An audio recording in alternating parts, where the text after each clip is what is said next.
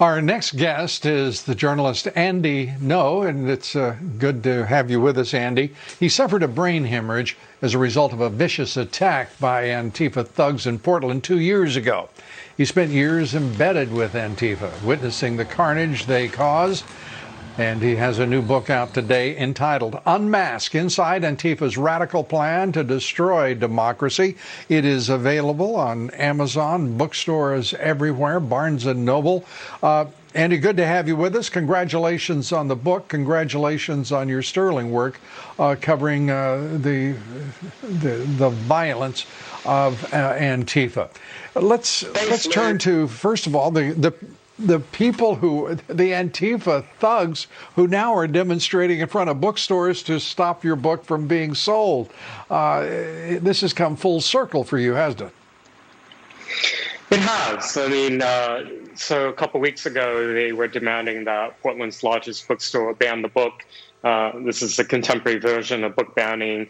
The bookstore said that they wouldn't sell Unmasked on its shelves, but that it would be available online.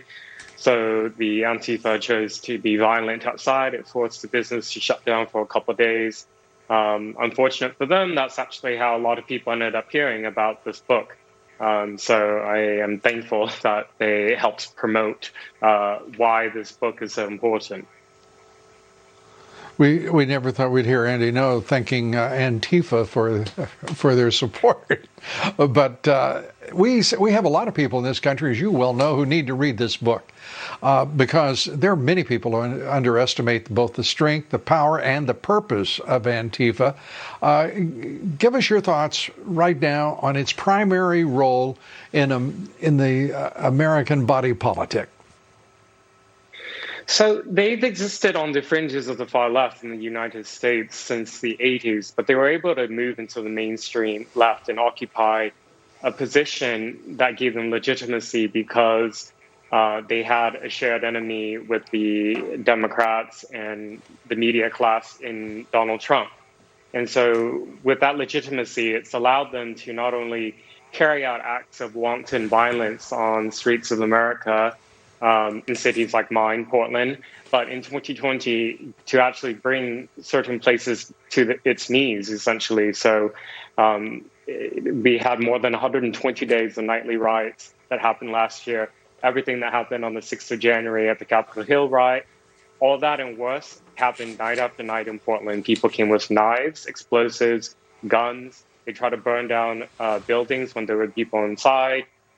In Seattle, I write about this in the book, they created this autonomous zone and it led to shootings and homicides, attempted rapes. So their ideology is given sanction by the left because these extremists are doing it allegedly, what they say is under the banner of anti-fascism, but all it is it's just domestic terrorism. Andy, very quickly, we've got just a few seconds left.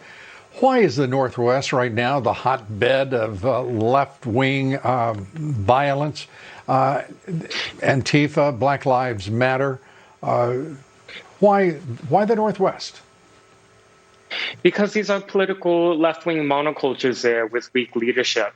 Mayors, for example, who going back several years decided that they could coddle and grow and feed this extremist movement who call themselves anti-fascist. And now it's come back to literally bite them. Portland's mayor has been chased out of restaurants and he's been assaulted. And I think to the detriment of all of us, this beast is too big to slay now. Mm-hmm. Andy, we appreciate it. Come back soon. Andy Ngo, his new book is Unmask: Inside Antifa's Radical Plan to Destroy Democracy. It's in bookstores, Amazon, Barnes & Noble. So we encourage you to buy it.